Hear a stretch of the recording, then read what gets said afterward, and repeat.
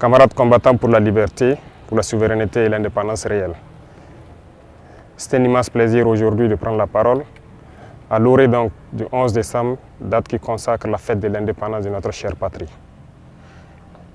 Nous remercions Dieu d'être les artisans aujourd'hui de cette indépendance réelle. Nous prions également pour que tous ceux qui ont été blessés physiquement et psychologiquement dans ce combat puissent recouvrer la santé. Prions Dieu pour le repos des âmes de ceux-là qui ont combattu au sacrifice de leur vie pour que notre nation puisse rester et demeurer. Nous prions également Dieu qu'il puisse consoler le cœur de tous ceux qui ont perdu des êtres chers dans cette bataille. Camarades, les épreuves définissent le peuple. Aujourd'hui, l'épreuve que nous vivons au Burkina Faso définit notre peuple. Un peuple courageux, vaillant, combattant, conquérant, résilient. Les qualificatifs manquent pour pouvoir qualifier notre peuple. Parce que ce que nous vivons est un moment unique.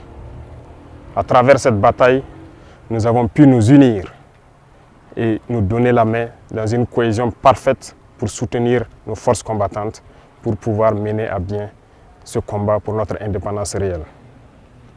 Voilà pourquoi je tiens à rendre hommage au peuple qui a compris le sens de notre message et qui contribue de manière volontaire à l'effort de guerre et aussi à travers les taxes et les prélèvements que nous faisons sur les activités au quotidien. Merci au peuple qui a compris l'essence de notre combat et qui permettent aujourd'hui aux forces combattantes d'être bien équipées, bien formées. Nous poursuivrons dans ce sens pour que nous puissions monter en puissance au niveau de l'armée, construire une armée forte et pouvoir donc équiper cette armée comme il le faut. Il n'y a aucun développement, aucune paix possible sans une armée forte. Voilà pourquoi nous devons rendre hommage à ceux-là qui ont tout sacrifié pour que nous puissions être là aujourd'hui et parler de Burkina Faso.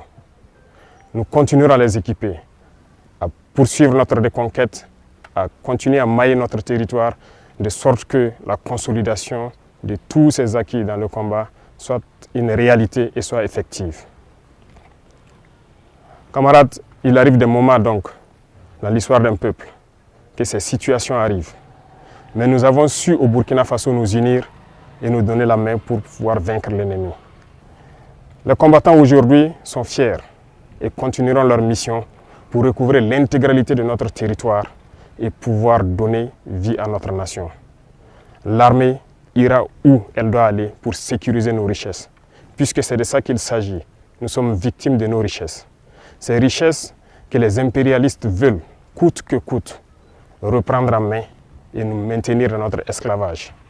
Nous allons les sécuriser et dès à présent, tous les groupements sont instruits de reprendre les opérations de manière active. Au sol comme dans les airs, nous allons traquer ces ennemis de la nation jusqu'à leur dernier retranchement. Plusieurs opérations ont d'ores et déjà commencé et vont s'intensifier. Nous allons les poursuivre jusqu'à leur dernier retranchement et les éliminer jusqu'au dernier.